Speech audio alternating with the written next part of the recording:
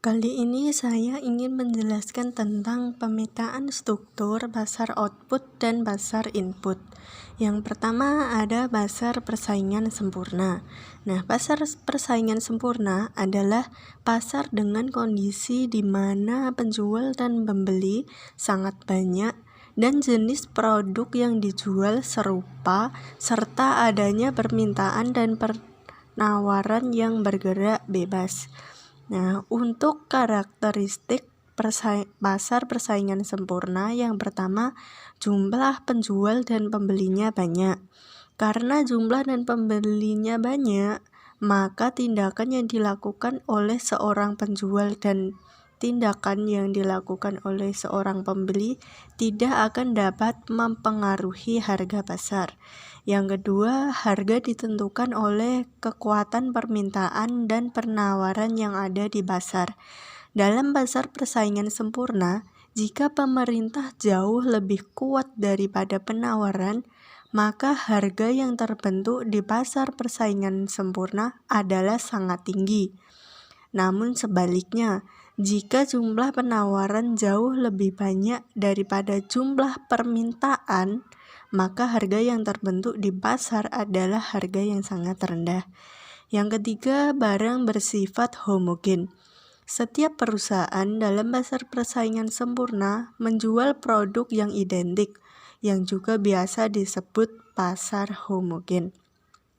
Ciri penting dari karakteristik ini tidak begitu banyak sehingga barang itu sendiri persis sama, tetapi pembeli tidak dapat membedakan barang itu. Nah, secara khusus pembeli tidak dapat mengetahui perusahaan mana yang menghasilkan produk tertentu karena tidak adanya merek dan fitur pembeda di antara produk-produk tersebut. Nah, yang keempat, pelaku pasar mudah keluar masuk. Jika penjual merasa mendapatkan keuntungan yang baik di pasar tersebut, maka penjual dapat dengan mudah memasuki pasar atau sebaliknya. Jika penjual merasa bahwa pasar itu tidak mendapatkan keuntungan baginya, maka dia akan keluar dari pasar tersebut. Nah, yang kelima, pelaku pasar memiliki informasi yang seputar tentang kondisi pasar. Nah, untuk kurva dari PPS ini, fungsi permintaan yang dinotasikan dengan demand kemudian memiliki slope negatif. Fungsi penawaran memiliki slope positif yang namanya pasar. Nah, berarti di situ terdapat pertemuan antara permintaan dan penjualan atau permintaan dan penawaran. Dan harga yang terbentuk yang ada di pasar itu terbentuk ketika kurva permintaan dan penawaran saling berpotongan. Jadi perpotongan antara kurva permintaan dan penawaran ini merupakan kesepakatan antara produsen-produsen dan konsumen-konsumen yang ada di pasar produk tersebut. Nah, dalam hal ini keseimbangan adalah dinotasikan dengan P bintang, kemudian jumlah barang yang diminta dan ditawarkan sebesar H bintang. Proses terbentuknya keseimbangan harga ini tidak serta-merta, tetapi ada proses tawar-menawar antara produsen dan konsumen yang ada di pasar tersebut. Kemudian dimisalkan saja, jika produsen tersebut harga yang berlaku di pasaran itu dinotasikan dengan P2, maka jumlah barang yang diminta hanya sebesar H1. Kemudian sementara pada tingkat harga P2, jumlah barang yang ditawarkan lebih banyak sehingga yang terjadi adalah kelebihan jumlah penawaran, maka harga tersebut akan terdorong ke bawah dan begitu pula sebaliknya.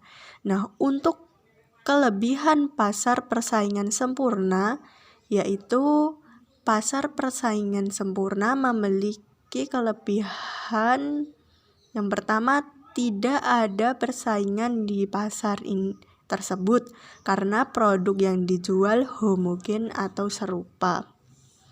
Terus kedua, dalam pasar persaingan sempurna, penjual tidak perlu memasang iklan atau promosi. Terus yang ketiga, harga barang dan jasa yang dijual ditentukan oleh semua penjual dan pembeli secara bersama dan umumnya harga cenderung stabil. Nah, yang selanjutnya, harga didasarkan pada transaksi tawar-menawar antara penjual dan pembeli. Kelebihan selanjutnya, penjual dan pembeli bertindak bebas dalam transaksi. Pembeli bebas membeli barang yang dia inginkan dari pabrik manapun. Yang selanjutnya, mampu mendorong efisiensi dalam produksi. Dengan jumlah produsen dan penjual yang banyak, maka produsen akan berlomba-lomba untuk meningkatkan mutu barang yang dijualnya. Nah, untuk kekurangan dari pasar persaingan sempurna ini, dalam pasar persaingan sempurna tidak ada dana untuk melakukan penelitian atau pengembangan produk, sehingga inovasi yang dilakukan sangat minim.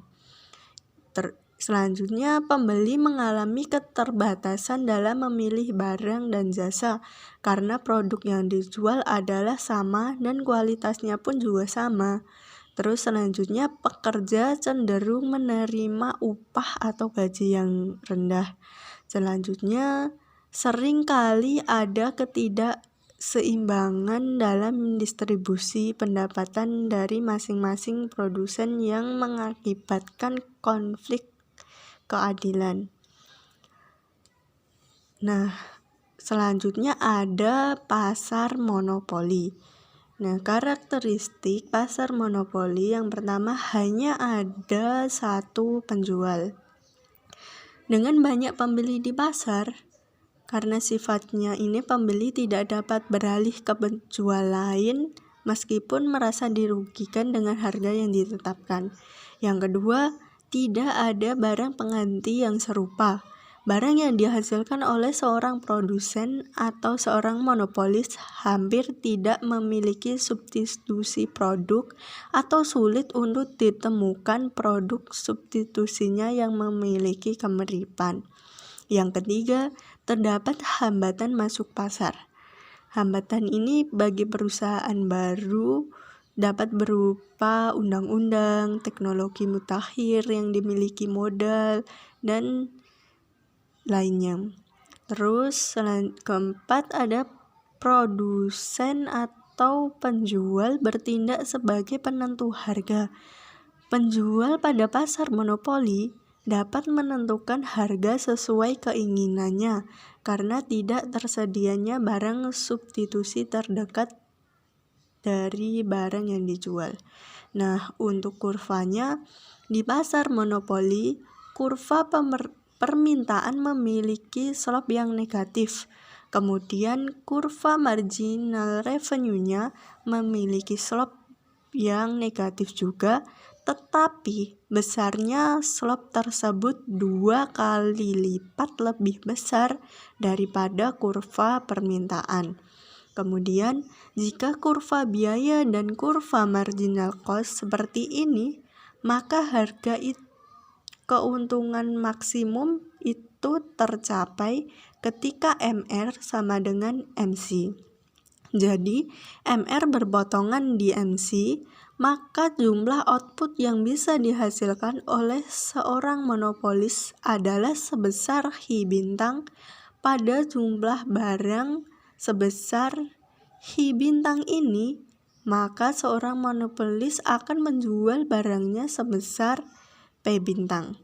Dalam hal ini, penerimaan seorang monopolis sebesar O, Hi bintang, B, dan P bintang.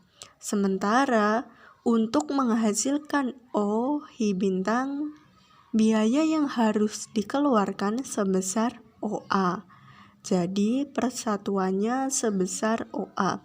Sehingga Total biaya yang harus dikeluarkan adalah OA, C, dan H bintang. Dengan demikian, maka dalam pasar monopolis, seorang produsen akan mendapatkan keuntungan sebesar A, C, B, dan P bintang. Nah, untuk kelebihan pasar monopoli ini yang adalah pasar jenis ini bisa melindungi hak kekayaan dari seorang individu saja, yang mana ada potensi untuk mengembangkan inovasi yang juga dibutuhkan nantinya. Selanjutnya, jenis pasar ini juga pemerintah itu bisa mengambil peran untuk melindungi sumber daya alam negara yang mana sulit dibutuhkan masyarakat. Pasar ini dinilai bisa menjaga kestabilan ekonomi dan efisiensi sebuah produk atau jasa. Oleh karena itu, adanya perusahaan lain yang juga menawarkan produk atau jasa yang sama hanya akan membuat siklus ekonomi menjadi tidak stabil. Nah, untuk kelebihan yang terakhir itu perusahaan dengan jenis pasar ini tidak perlu mengeluarkan banyak modal hanya untuk berpromosi. Hal ini karena produk atau jasa yang ditawarkan dekat dengan masyarakat dan pastinya dibutuhkan oleh masyarakat. Sehingga jika dilakukan promosi itu hanya membuang-buang dana saja. Nah, untuk kekurangan pasar monopoli yaitu pertama memicu perkembangan pasar gelap. Kedua, terjadinya kemungkinan eksploitasi konsumen dan pekerja. Ketiga, munculnya ketidakadilan dari produsen dan penjual terhadap konsumen dan pembeli. Selanjutnya, yang ketiga ada pasar monopolistik. Karakteristik pasar monopolistik yang pertama, di dalam pasar terdapat banyak perusahaan. Seperti pada pasar persaingan sempurna, pasar monopolistik memiliki jumlah produsen yang sangat banyak. Karena banyaknya produsen, maka tiap-tiap produsen memiliki market share yang cenderung sedikit. Yang kedua, komoditas yang dihasilkan oleh perusahaan berbeda jenis. Contohnya di pasar monopolistik ada pasar sampo, pasar sabun, pasar baju.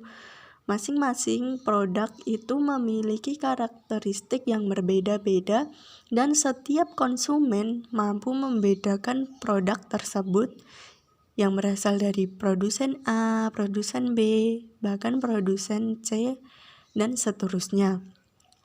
Yang ketiga, perusahaan memiliki sedikit kekuasaan mempengaruhi harga. Hal ini disebabkan karena jumlah perusahaan cukup banyak sehingga kalaupun perusahaan tersebut memiliki kekuasaan untuk menentukan harga, tetapi kekuasaannya sangat tidak mutlak seperti pada pasar monopoli. Nah, yang keempat, rendahnya hambatan masuk pasar. Sama seperti pasar persaingan sempurna, dalam pasar monopolistik, produsen dapat bebas masuk dan keluar pasar. Bebas masuk keluar pasar ini tidak ada halangan bagi produsen baru yang ingin menjual produk mereka dalam pasar tersebut dan produsen lama yang ingin keluar dari pasar. Yang kelima, persaingan produsen penjualan sangat aktif.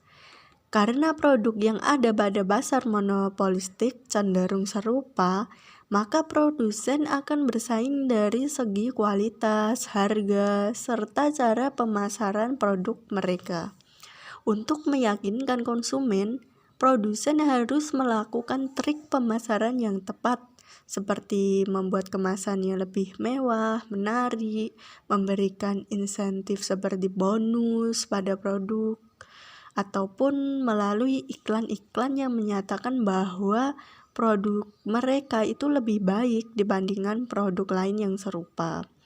Nah, untuk kurvanya, bentuk kurva dari pasar monopolistik mirip dengan pasar monopoli. Hanya saja perbedaannya adalah kurva permintaan pada pasar monopolistik lebih elastis dibandingkan dengan pasar monopoli. Kemudian lereng kurva permintaan lebih landai dibanding dengan pasar monopoli. Nah, keuntungan seorang monopolistik akan terbentuk jika terjadi persamaan antara marginal cost dengan marginal revenue. Yang dapat dilihat pada kurva monopolistik ini, marginal cost dan marginal revenue-nya bertemu pada titik E, maka jumlah barang yang dihasilkan oleh monopolistik sebesar Hi bintang. Sementara jumlah harganya, harga yang akan dijual adalah ditarik dari Hi bintang ke kurva permintaan harga yang akan dijual oleh produsen sebesar P bintang. Sementara seorang monopolistik akan menghasilkan produk Hi bintang dengan biaya sebesar OC per satuannya. Sehingga jika total merupakan total biaya yang dikeluarkan oleh seorang monopolistik sebesar O, Hi bintang, B, dan C, sehingga keuntungan yang didapatkan oleh seorang monopolistik adalah C, P bintang, A, dan B. Nah, untuk kelebihan dari pasar monopolistik, yang pertama, konsumen memiliki banyak pilihan barang. Kedua, produsen dapat menentukan harga sendiri dalam satu pasar karena tidak ada persaingan. Yang ketiga, masing-masing monopolistik mempunyai keuntungan sendiri karena memiliki konsumen sendiri-sendiri. Nah, yang keempat, dari segi pendapatan pasar monopolistik lebih merata karena tidak ada perusahaan yang mendominan dan tidak terdapat keuntungan lebih dalam jangka panjang. Nah, untuk kelemahan pasar monopolistik ini, pertama, tidak efisien produksi karena produsen tidak memproduksi dengan biaya rata-rata yang minimum. Yang kedua, terlalu banyak perusahaan kecil. Yang ketiga, konsumen masih harus membayar harga produksi yang lebih tinggi dari biaya produksi untuk menghasilkan produk tersebut. Yang keempat, persaingan sangat berat karena biasanya didominasi oleh produk ternama. Nah, untuk selanjutnya yang keempat ada pasar oligopoli. Nah, karakteristik pasar oligopoli yang pertama terdapat beberapa penjual. Terdapat beberapa penjual di pasar ini umumnya kurang dari 10 dengan banyak pembeli di pasar. Nah, yang kedua, barang bersifat homogen. Barang yang diperjualbelikan relatif homogen namun terdiferensiasi. Contohnya adalah sabun mandi dengan berbagai aroma dan bentuk. Contoh lain, telepon seluler dengan berbagai ragam teknologi dan tampilan, dan lain sebagainya. Yang ketiga, masing-masing penjual bersaing sangat ketat. Persaingan terutama melalui promosi besar-besaran serta perang harga.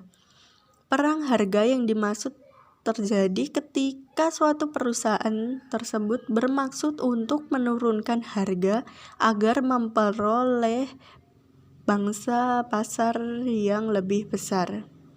Namun diikuti dengan penurunan harga oleh perusahaan lain, sehingga pada akhirnya bangsa pasar yang diperoleh oleh masing-masing perusahaan adalah tetap, namun dengan harga jual yang lebih rendah. Yang keempat, hanya sedikit perusahaan yang menguasai pasar. Karena sifatnya yang hanya terdiri dari beberapa perusahaan, perilaku satu perusahaan menjadi sangat terasa pengaruhnya bagi perusahaan lain, sehingga menimbulkan ketergantungan dari masing-masing strategi atau atau tindakan yang diambil.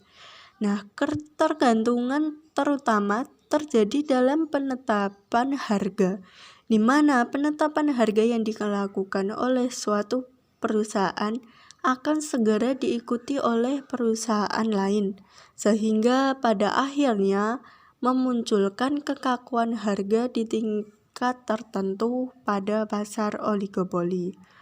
Nah, yang kelima, penjual memiliki kemampuan dalam menentukan harga. Yang keenam, sulit dimasuki oleh perusahaan baru. Nah, produsen baru dapat memasuki pasar oligopoli ini walaupun sulit, namun dibutuhkan modal yang besar untuk dapat bersaing dalam pasar tersebut, terutama ketika perusahaannya sudah lama kemudian menurunkan harga besar-besaran sehingga membuat perusahaan baru itu sulit bertahan. Nah, untuk kurvanya, ketika seorang oligopolis menetapkan kenaikan harga sebesar 10%, maka ia akan kehilangan permintaan sebesar lebih dari 10%, sehingga H1 akan bergerak menuju H3. Begitupun sebaliknya, jika seorang oligopolis menurunkan harga sebesar 10%, maka ia akan memilih pertambahan permintaan lebih sedikit dari 10%. Nah, untuk kelebihan dari pasar oligopoli ini, yang pertama, konsumen dapat memilih barang yang diinginkan konsumsinya. Yang kedua, persaingan antar produsen dapat memberikan keuntungan bagi konsumen karena akan terjadi peningkatan kualitas barang produksi sehingga memuaskan kebutuhan konsumen. Yang ketiga, perusahaan umumnya akan terus melakukan inovasi produk sehingga akan semakin berkembang. Yang keempat, kegiatan produksi berjalan lebih efektif.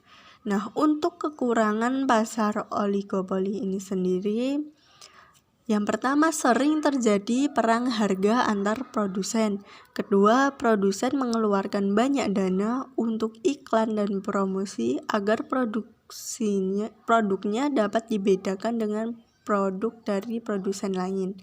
Yang ketiga, pemborosan sumber daya ekonomi. Yang keempat, sulit untuk mewujudkan pemerataan pendapatan.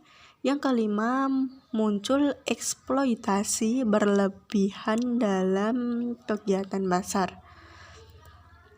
Nah, untuk pasar input itu yang pertama ada kurva pasar input persaingan sempurna. Nah, karakteristiknya yang pertama terdapat keseimbangan antara penawaran dan permintaan. Yang kedua, memiliki kesempurnaan informasi.